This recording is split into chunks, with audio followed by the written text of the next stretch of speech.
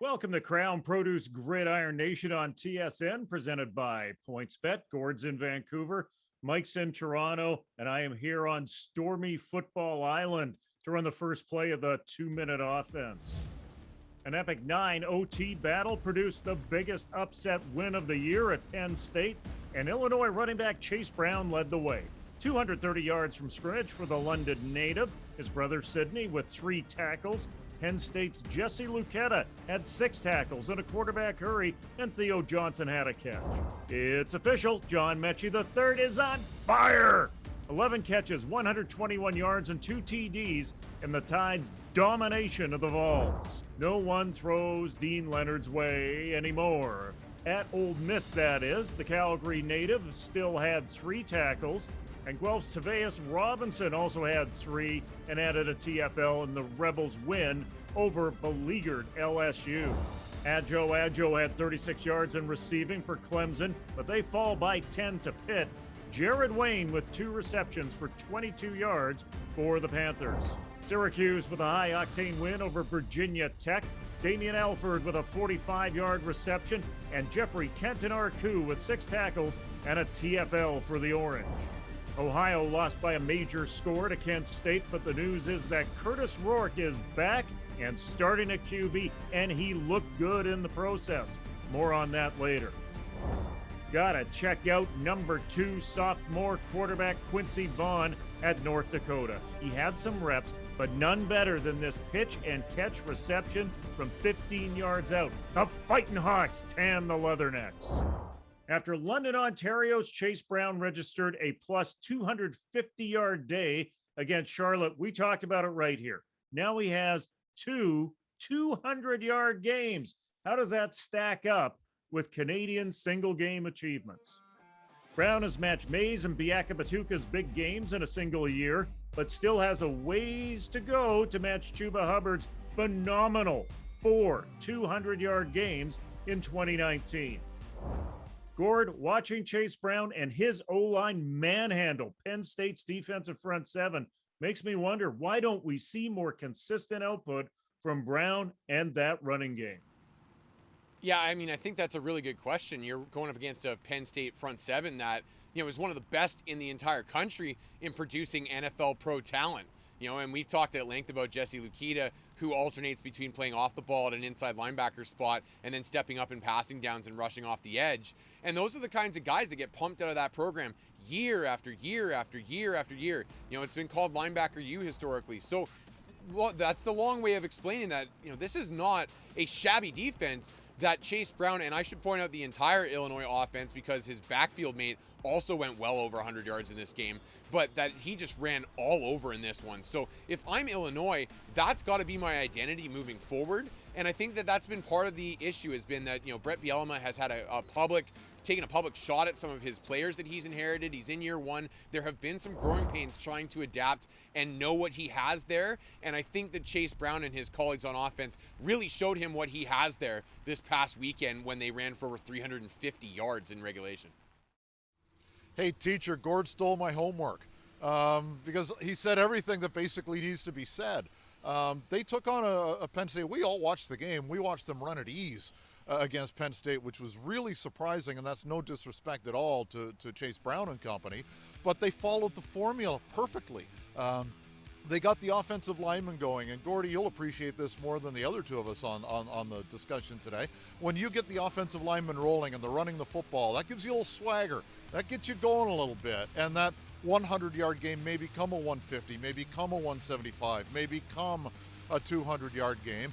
And Gord also touched upon the other thing that I wanted to talk is about they used the 2-back set really effectively, and then were able to give one another a bit of a spell. So it wasn't Chase taking every one of those snaps. He was relatively fresh in the fourth quarter. So they followed the script perfectly. And if they keep doing that, I don't know why they can't do that for the final 4 games of the season. Don't call it a comeback, but we can call it a bounce back for Canadians this past week. Nick Mardner was back in form with 4 receptions for 81 yards, and Ohio's Curtis Rourke, who rode the pine for 2 games, had a high percentage 308-yard passing day and added 2 TDs on the ground. So, which is the better story, Mike? Well, there's part of me that thinks you're bringing these up. I think the Rourke one is because he had the job, lost the job, and got the job again and excelled. So, I mean, that's a very good story. But I know you're trying to get more names into the Cornish trophy race here. I think it's still down to 2 names. It's great to see these guys back, but I understand that we're trying to feature more guys. But with the week that Chase had and the week that John Mechie had, it's still a 2-horse race in terms of the Cornish Award. So you heard about some of this week's players. Where would they finish in this week's Stateside 5? In at 5, Hawaii sophomore Nick Mardner is back after a few weeks, 4 receptions for 81. One of the few highlights of Arizona's 0-for season is Mo Diallo on D-line. 8 tackles and 3 TFL in a narrow loss to Washington. 31 for 38 and 308 is a great day for Curtis Rourke, who is back to starting at Ohio. Added 49 with his feet and 2 TDs versus Kent State in a 1-score loss. Look who's back. It's John Mechie III, proving again he's the top product from the home and native. 11 catches for 121 and 2 tutties. What outdoes that? Chase Brown leading the Illinois upset at Happy Valley with 33 carries, 223 yards, and a TD in a 9 OT win over Penn State. Coming up, loads of surprises in Western Canada. You don't want to miss it. The further west you journey, the more uncertain the playoff picture. Here's the story in our 3-minute warning. Let's start with the battle for the wheat belt. This game was tied at 17 until the Huskies blew it open. Colton Clausen having a day, 8 catches for 135 and a pair of touchdowns. A come-from-behind win for UBC at home over previously undefeated Manitoba has them right back in the center of the playoff hunt. Receiver Trey Kellogg, what a day. 3 touchdowns for the blue and gold. With 19 starters gone from their 2019 Vanier team, should we be surprised that the rest of Canada West has caught up to Calgary? Alberta marched out of McMahon with a win and provincial bragging rights, and the Dinos are in last place at 1-3.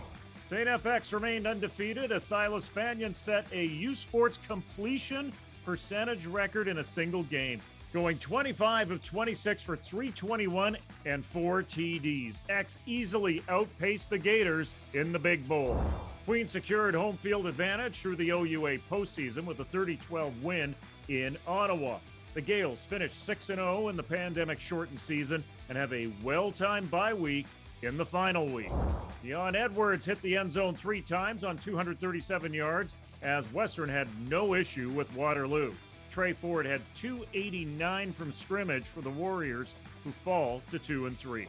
Laurier's Ente Aguavan went on a rampage for the Golden Hawks, 222 yards on only 10 carries, 2 TDs as well. Montreal sewed up first spot in the RSEQ with a 35-14 win over Laval at Sepsum. Freshman Jonathan Senecal had his best day in blue yet, 19 of 29 for 350 yards and 3 strikes for touches. The Rouge et Or have clinched second in the queue, while Concordia is third. So let's apply market fundamentals to U Sports football, Mike. The market has been volatile. So let's pick some bulls and bears. Oh boy, well, for a bull, I think right now I'm very bullish on the University of Montreal, and for good reason. They were upset in week 2 by Concordia, bounced back a week later. They beat Laval in one of Jim Mullen's favorite rock fight kind of games. And then it was on to a bit of a roll, 4 in a row, and they really looked after Laval last week with a 21-point win. So they are peaking at the perfect time.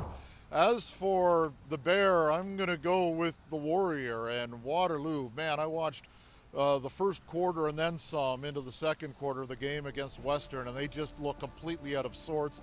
One play into the second quarter, it was 31-0. So, they obviously missed Dion Pellerin, they obviously missed Tyler Ternowski, but they've got some problems there, and it looks like they might waste the final year of Trey Ford's career. Yeah, absolutely. And I think one of the bigger issues for Waterloo last weekend was their defense. They've got some real problems on that side of the ball. We knew Trey Ford was coming off an injury. He was a little slow to get going. By the time he did start to get rolling a little bit, as you alluded to, Mike, it was already over. For my Bulls and Bears, my bull is the Golden Gales, who finished off their undefeated regular season this past weekend as they have a bye in the last week with a victory over Ottawa. So they roll into the playoffs with the number 1 seed in the East Division at a 6-0 record. And the way the structure is set up this year, that means that they can go all the way through the 8s final without leaving that division. So that's a big positive for them. And if we're talking Bulls, it's also within the market they exist. Everything's kind of fallen right for Queens. On the other side, my bear market, what is going on with the University of Calgary right now? They do have a young squad this year. There was a lot of guys they needed to replace, but that was true for a lot of teams in this country. And the Dinos, after looking strong on opening weekend, have more or less fallen flat since then. They have their dynamic talents on offense, but too often that offense gets bogged down when it really counts. And this Sunday, they end up losing to their provincial rival, the Alberta Golden Bears, a team they have historically dominated. And now all of a sudden they're sitting at 1-3. They are really up against it to make the playoffs and get into a good position here. So I am really down on the Dinos right now, and they're going to need to bounce back fast. My penny stock, by the way, out west is the Saskatchewan Huskies, who I think nobody's paying enough attention to at this point. We've had some quality candidates emerge for the Heck Creighton from all regions of the country. Who do you have as a favorite and a potential dark horse, Gord? Well, my favorites, I think that Mike's going to talk about Edwards out at Western, so I'm going to go somewhere different, and I'm going to go with Jalen Philpott. Now, I talked about how the Dinos were my bear in the market right now. They need a turnaround quick, and the guy that has shown the biggest juice for them all year has been Jalen Philpott, obviously his brother Tyson as well. But Jalen, leading the country in yards per game receiving, has made a number of spectacular catches and needs to keep that performance up as clearly the most dynamic player in the Canada West Conference. And in terms of dark horses, keeping up on my theme of everyone sleeping on Saskatchewan, Mason Nyhus has quietly had a very, very solid year as the pivot at Saskatchewan. And if he can keep that kind of production up, if they maintain themselves at the top of those Canada West standings, he might be a dark horse candidate for the spot. Read my mind with Edwards, Gord, and for obvious reasons. This has historically been a quarterback-driven trophy, but I don't know if there's a standout this year. I think there are 3 quarterbacks. You mentioned one. I'm going to mention one in a minute that could claim to be the top quarterback in the country. The receivers might be 4 deep. You mentioned the Phil Potts. Dosso in Montreal's had a very good year as well. But in terms of running backs, there's really one guy, and it's Edwards. And he's averaging about 150 yards a game, about 40 yards more than anybody else in the country. He's going to win the national championship in terms of rushing yards by a long, long margin. And he's also going to probably lead the country in touchdowns. He's doing that right now. So, for me, that's the guy. And I thought it would be a closer, but when I really started to peel back the layers of the onion, I thought it was a pretty easy choice. I'll go with Olivier Roy as my dark horse. He got off to a great start. Maybe has slowed down in the last few weeks, but overall, I think he is the best quarterback in the country this year. Who is on the list for our running back goats? Hang around and we'll tell ya. Welcome back. Here are your CJFL standings on the road to the Canadian Bowl.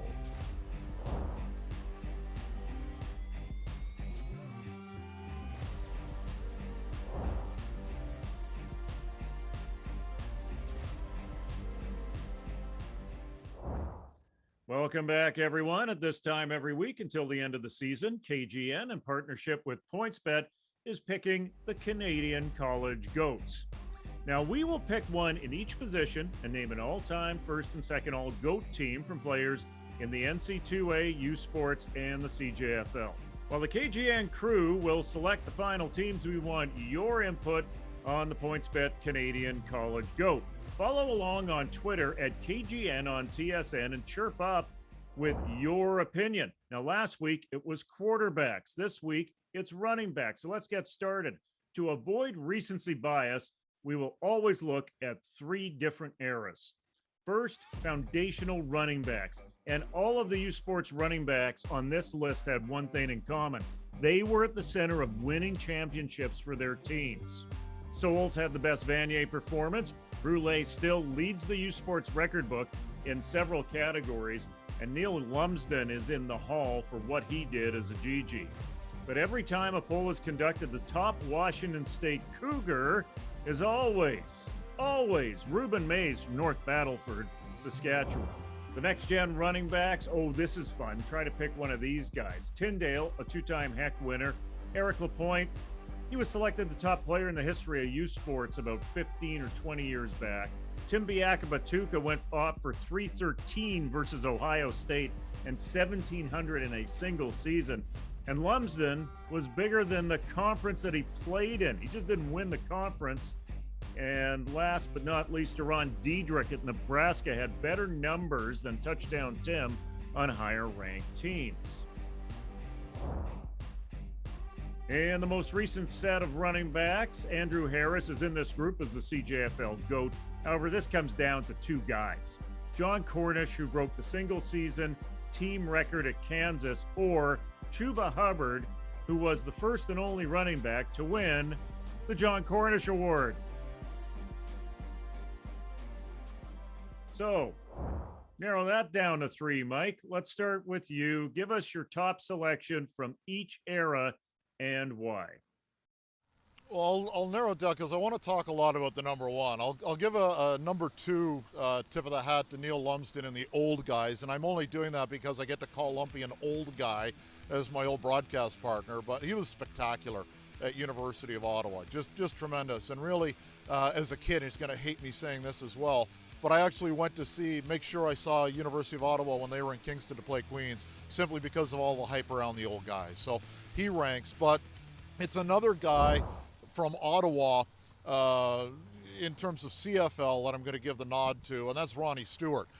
He was a Queens guy and then went on to greatness in the CFL with the Rough Riders. He still has the CFL record for most yards in a single game at 287, I think is the number. A three-time Grey Cup winner, a three-time All-Star in the CFL, a three-time Gales MVP. He won a couple of e08s Cups as well. He's in the Canadian Football Hall of Fame. He's in the Canada Sports Hall of Fame. And, he was a Lionel Conacher winner as the top athlete in Canada one year. I don't know how you can possibly vote against, in my opinion, the GOAT of all Canadian running backs, and that's Ronnie Stewart. I'm going to go with one from each era and keep it fairly straightforward. I think my guy from pre-91, otherwise known as the pre-Gord Randall years, is Reuben Mays. A guy who, it's a real rags to riches type of story. I mean, North Battleford, Saskatchewan, by the standards of American football, a complete backwater. For him to come out and be one of the greatest players in Washington State history from there is a fantastic story. In that middle era is a guy that is the first kind of U Sports star that I grew up knowing when I was growing up, and that was Jesse Lumsden. When he was part of that McMaster dynasty, he was not just the best player in U Sports, he was like the only player in U Sports, and that's what it felt like at times. The combination of him and Greg Marshall were just fantastic, and frankly, it's just a shame that they always kind of fell short, of achieving that ultimate goal of a Vanier Cup championship. And then in the modern era, we love us some Chuba Hubbard. I mean, everybody who watches this show knows we've talked about him almost ad nauseum the last couple of years. But I got to talk to John Cornish because, Jim, you mentioned it. It's the guy the award is named after, and that recognizes the amount of trailblazing that he did going down to the University of Kansas, rewriting records by a legendary NFL running back in Gale Sayers at that university, and becoming a star down there in his own right. And then I should point out, too, having a very long and successful CFL career as well. So John Cornish is my guy, and again, maybe some local bias there, but that's my guy from the modern group. And I'll go with Chuba Hubbard from the modern group for basically the same thing Gord said, and that's, as a trailblazer, I think what Chuba Hubbard and Chase Claypool and, Neville Gallimore and Amen Ogbogbemiga did was take the Canadian talent and take it to another level where guys just aren't really good players on smaller programs or bit players on bigger programs. These guys were all stars at major D1 programs. So I'll go with Chuba there. And the middle one was the toughest one for me. I'll give a tip of the hat to somebody we haven't talked about, and that's Andre Durie. When he was at York, all teams did was key on him. He was the offense. And twice in his career, he ran for over 300 yards in a game. 349 is still the benchmark for anybody in the OUA. But if I have to go from somebody from that group, it's Eric Lapointe. He was a two-time Heck Crichton winner. He wasn't with a powerhouse team at Mount A. And what's really neat about LaPointe is he didn't win the Heck Crichtons in back-to-back years. There was a year between the two. So while he didn't necessarily, get to where he wanted to go in terms of a conference championship or a Vanier Cup, Eric LaPointe was just the man. So I want to recognize him as the best of that age group. Guys, lots of talk about their professional careers. We are here for their college tenure. And based on that, my three are as follows. Mays, he's in the College Football Hall of Fame. I will give honorable mention to Neil Lumsden in the Canadian Football Hall of Fame. Number 2, Jesse Lumsden. The poll that was done on the best of all time in CIS was done before he was. And Diedrich is the honorable mention here. And time to break the tie. Corny, you are the icon. But Chuba, you led the nation. So it's Hubbard. We want your input on the road to the Canadian GOAT. 4 polls on Twitter this week. The foundation, Reuben Mays versus Neil Lumsden. Next gen, Eric LaPointe versus Jesse Lumsden. And running back now, it's John Cornish versus Chuba Hubbard. Chirp on up at Twitter. We'll run the wild card poll with your favorites over the weekend on the road to selecting the PointsBet Canadian College GOAT. It's our pick'ems coming up next. NCAA picks. Gord is on a streak. No, he's not on a streak. That's 3 or more. You've done well back to back. Let's see if a streak is possible. Yeah, bringing my season back from the brink. Thank you, Pitt Panthers. So my pick this week is I'm going to ride the Illini wave, and it's Illinois at home. They're just a 1-point favorite at this point against Rutgers, and I really like what they're building there in Illinois. Rutgers does not have the talent on the front seven that Penn State does by any stretch of the imagination. If Illinois can go in with a similar game plan that they did last week, I think they'll be just fine. I think that voters or the odds makers are maybe sleeping on them a bit because they lost their quarterback, Artsikowski, at the end of that game. But the reality is, with the offense they were running, I could probably be under center and they would still be successful with the offense that they were running, as he threw for a grand total of 37 yards in that game. So I think that they will be just fine on the offensive side of the ball, and I think that they're starting to figure something out under the new coaching staff. So I'm confident in the Illini at home this week against Rutgers. I'm going to go with a good old-fashioned rivalry. We've got number 10 Ole Miss taking on the Auburn Tigers, number 18 in the country. Games at Auburn. Auburn's seen some pretty good defenses of late, including Georgia, best defense in the country. They're going to see another good one this time, highlighted by a couple of Canadians. Tavius Robinson is a situational player. He's in the rotation on the defensive line. Dean Leonard is the starter in the secondary. This is almost a pick'em game. Auburn is a slight favorite. I'll take points if I can get points in this game. I'll go with Ole Miss. As always, this is Jim Ellen telling you, let's get out to the game.